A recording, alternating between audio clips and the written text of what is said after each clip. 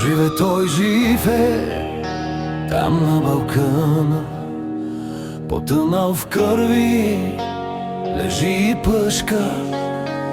Юнак с дълбока на гърди рана, юнак в младост и в сила мъжка. На една страна захвърлил пушка, на друга сабля, на две струшена.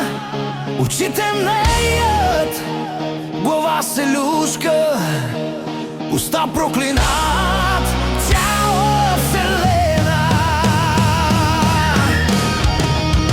Лежи юнакът, а на небето слънцето спряно, сърдито пече, жатварка перене иде в полето и кръвта още по-силно тече.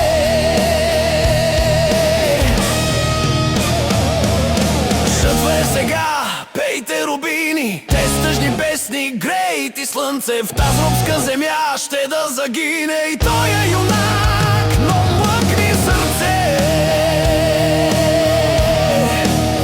този, който падне в бой за свобода.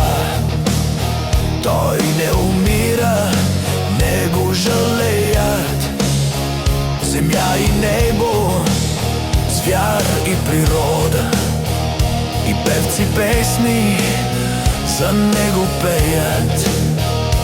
Денен му сянка пази орлица и вълк му кротко раната ближи. Над него сокол, юнашка птица, и тя се за брат, за юнак грижи.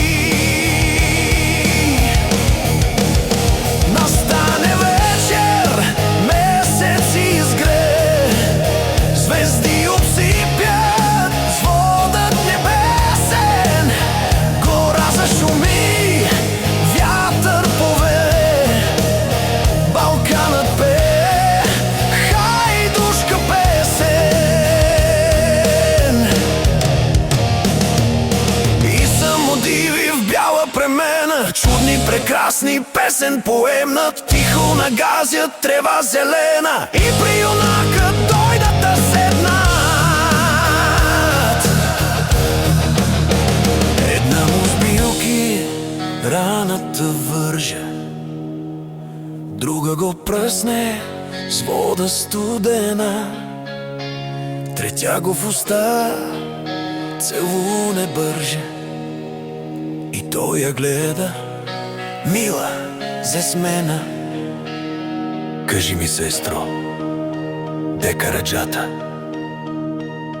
Де е и моята вярна дружина? Кажи ми, пък ми вземи душата.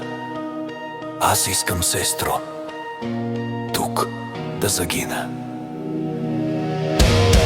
И плеснат с ръце, па се прегърнат и с песни